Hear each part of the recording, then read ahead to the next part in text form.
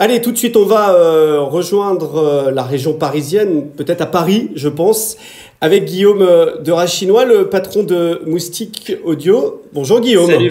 François, salut François. Oui, à Paris, Comment tu vas? Confiné évidemment à ton domicile à Paris. confiné dans le 18e arrondissement à Paris. Voilà, tout va bien. Maintenant, avec les beaux temps, avec le beau jour, ça commence à être un peu compliqué, hein. On a envie de sortir, mais bon, on se retient. Ouais, encore 3 semaines, évidemment. D'abord, peut-être avant de parler des projets en cours, tu me disais hier que tu étais encore en enregistrement d'une série de podcasts dont on parlera dans un instant. D'abord, comment fonctionne le studio depuis le 16 mars, depuis le début des mesures de confinement?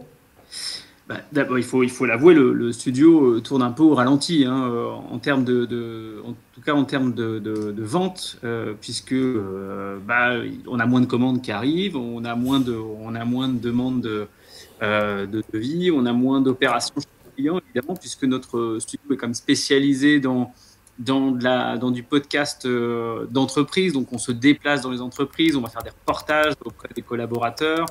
Voilà, c'est plus possible. Donc, on fait quand même une activité.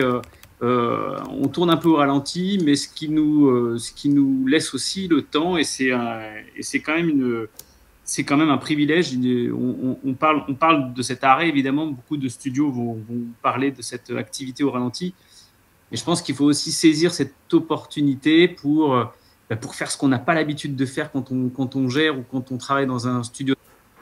Réfléchir à ce qu'on propose, revoir un peu la stratégie de l'entreprise, essayer de lancer aussi d'autres projets, peut-être qui nous tiennent plus à cœur encore, un peu moins portés sur la rentabilité, mais lancer en tout cas des choses et prendre le temps de la réflexion. Et ça, c'est quelque chose qu'on n'a pas le temps de faire habituellement. Et ben, cette période-là, on la met à profit pour ça. Alors avant de parler de tes podcasts, notamment il y a Pluka qui est le podcast pour les managers, parce que je crois que tu t'es adapté à la situation avec des épisodes autour du management par le télétravail. Un mot aussi de ton activité, parce qu'on sait que tu es lié à quelques festivals, notamment au festival d'animation d'Annecy, également le festival de Cannes. On voit bien qu'évidemment tous ces événements vont être annulés. Est-ce que manifestement il n'y a pas quand même des choses à faire autour du podcast? On a vu qu'Annecy allait basculer sur le numérique, Cannes rechigne un peu plus évidemment. Est-ce que toi de ton côté ça va pas être l'occasion de faire des choses un peu différentes aussi avec ces événements? Alors justement, cette période-là, nous, on la met aussi à profit pour réfléchir à ça. C'est-à-dire que nous, on a une grosse part de notre chiffre d'affaires qui est liée au festival. Alors évidemment, tu l'as dit, Festival de Cannes tend vers son annulation pure et simple. Ils ont tenté un premier report, hein, ils vont tenter un deuxième report. Annecy, on a réfléchi à un dispositif digital qui se ferait dans notre propre studio dans le 11e à Paris.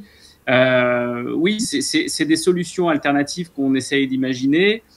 Après, maintenant, il faut savoir qu'il y a certains festivals, aller sur de l'image pour faire une web radio filmée, ou alors une TV live comme peuvent faire Arthur ou aussi sur M6.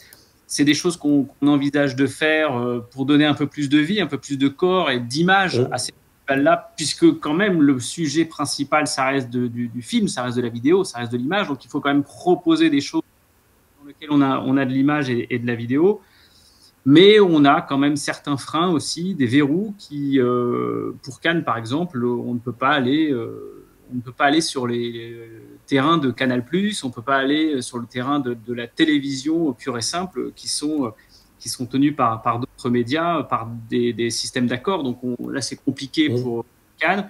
Pour Annecy, on réfléchit, là, c'est beaucoup plus libre, on réfléchit à des dispositifs light pour eux. Mais il faut pas oublier que un festival qui n'a pas lieu, c'est aussi une rentrée budgétaire beaucoup moindre pour ces festivals. Ça veut dire que, eh ben, par domino, ça veut dire moins de budget aussi pour des dispositifs ambitieux. Donc, on est obligé de faire avec des budgets très, très serrés. Et c'est des festivals qui durent 5, 6, 7 jours parfois, 15 jours pour Cannes. Donc, faire ça pour dans des budgets serrés, c'est compliqué. Mais on manque pas d'inventivité, mais il faut quand même être réaliste. Et puis il y aura le Festival Lumière à Lyon évidemment aussi, sur lequel tu travailles notamment sur la web radio et sur une série de podcasts. Pas mal d'actualités malgré tout. Le podcast Il y a plus qu'à que tu avais dont tu avais enregistré, je crois, un épisode au Salon de la radio et de l'audio digital en janvier dernier. On a l'impression que c'était il y a un siècle déjà. Une émission 100%. C'était bien. Ouais, c'est une émission 100% manager sur les pratiques de RH. Là, c'est vraiment d'actualité puisque finalement, tout a changé depuis le 16 mars, puisque maintenant, c'est du management Skype en fait. Et je crois que tu réalises une série autour de cette actualité-là. Et d'ailleurs, je crois que tu as eu un directeur d'antenne qui était avec nous hier. Je crois que Bruno Dubois, le directeur de Sud Radio, s'est prêté au jeu. Est-ce que tu peux nous en dire plus ? Alors exactement, oui, le podcast Il y a plus qu'à, c'est un podcast très, très ciblé sur les managers d'entreprise. Ça n'intéressera peut-être pas le grand public, mais on essaie d'apporter des solutions avec Christelle Stierly, qui est consultante en transformation d'entreprise. On essaie d'apporter des solutions aux managers, aux RH, pour leur faire gagner du temps. C'est-à-dire, si on doit mettre en place un dispositif, une transformation digitale dans une entreprise, qu'est-ce qui a marché et surtout qu'est-ce qui n'a pas marché. On parle toujours de ce qui marche très bien, mais on est un peu timide sur nos échecs, nos erreurs. Et c'est extrêmement important de parler des erreurs que certains managers commettent dans des entreprises pour justement avoir ce retour d'expérience bénéfique pour les autres managers. Donc là, on a fait une émission évidemment sur le travail avec toutes les questions que ça pose. C'est pas tant de savoir comment on travaille en télétravail. Tout le monde sait que tous les outils dont on a à disposition, c'est comment on arrive à endosser son rôle de manager quand on reste à distance. Et c'était tout l'enjeu de cet épisode qui va sortir prochainement. On a eu donc la France Mutualiste qui a témoigné. On a eu le groupe Pierre et Vacances Center Parks qui a témoigné aussi de sa manière de travailler en télétravail généralisé. Et puis Bruno Dubois, donc directeur des programmes de Sud Radio.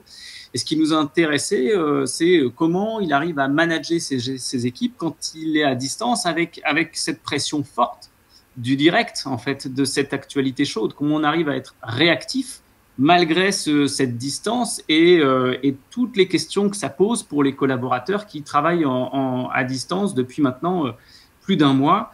Oui. Ça a été facile de les faire parler là-dessus, car voilà, pour beaucoup, c'est des nouvelles façons d'aborder. Je pense que même un manager qui a de la bouteille, de l'expérience, il est pas forcément préparé à une situation comme celui-là et forcément derrière on tâtonne.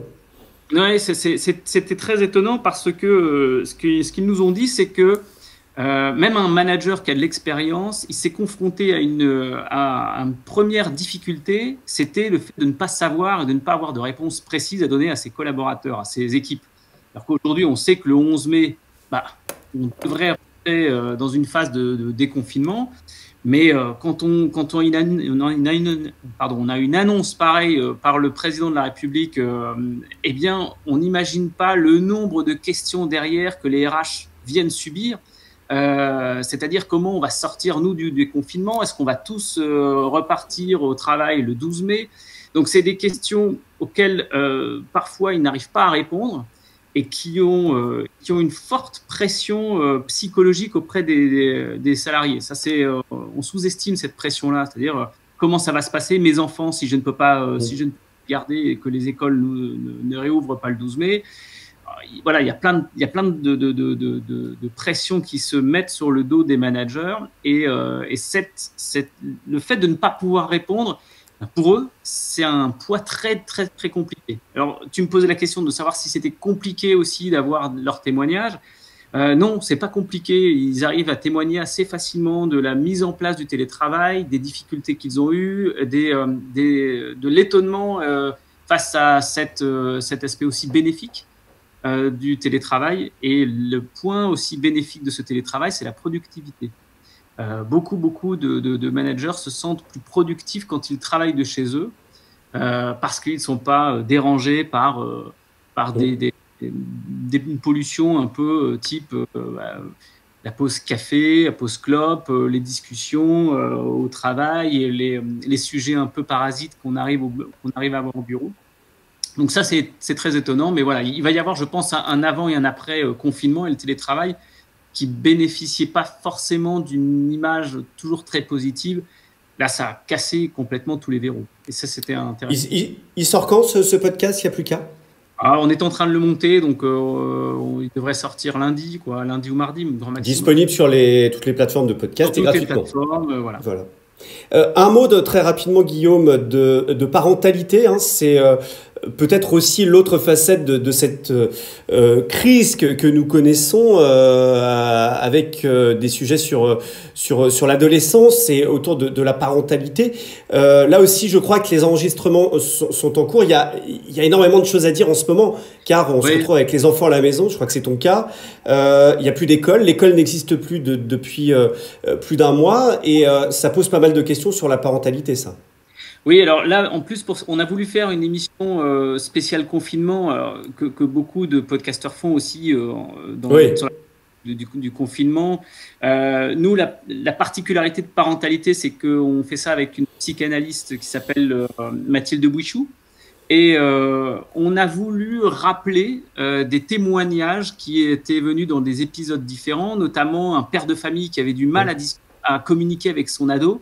On a voulu savoir ce que ça donnait en termes de confinement, quand on est confiné avec un ado avec lequel on a du mal à communiquer. On a rappelé aussi Aïda qui a fait un enfant, un bébé toute seule, et on voulait avoir son témoignage sur la difficulté du confinement et vivre avec son enfant. Et pareil, on est allé chercher d'autres témoignages de femmes qui avaient des difficultés dans cette période de 18h-20h, vous savez, l'after-work où il faut s'occuper des enfants entre 18h et 20h. Là, en période de confinement, il n'y a plus d'horaire, c'est-à-dire c'est toute la journée. Donc, c'était un aspect en fait qu'on voulait donner à cet épisode. Comment on vit cette parentalité avec les problèmes qu'on avait déjà avant ce confinement. Comment ça devient de plus en plus prégnant, ces soucis-là, avec l'éclairage de Mathilde, qui a pu nous aider à essayer de nous donner des clés pour sortir de certaines difficultés. Voilà, un podcast qui restera dans l'histoire. Très vite, Guillaume, un mot de l'affaire des 450 tableaux que tu avais présenté au Salon de la Radio également. Un podcast assez extraordinaire que je vous conseille et qu'on vous conseille d'ailleurs au pod et à la lettre pro de la radio. Cette histoire assez incroyable de Francine qui, à 70 ans, découvre l'existence de tableaux, 450 tableaux qui ont été saisis pendant la Seconde Guerre mondiale par les nazis. Une série, je crois, qui a obtenu une nomination à un festival, ce que tu me disais. Voilà. Alors, on vient d'apprendre qu'on était nommé au prix journaliste franco-allemand, donc une remise de prix qui aura lieu virtuellement en juillet. On est ravis parce que c'était un travail, c'est un gros travail de la part de Leslie Benzaken et de notre réalisateur Joseph Carabalona.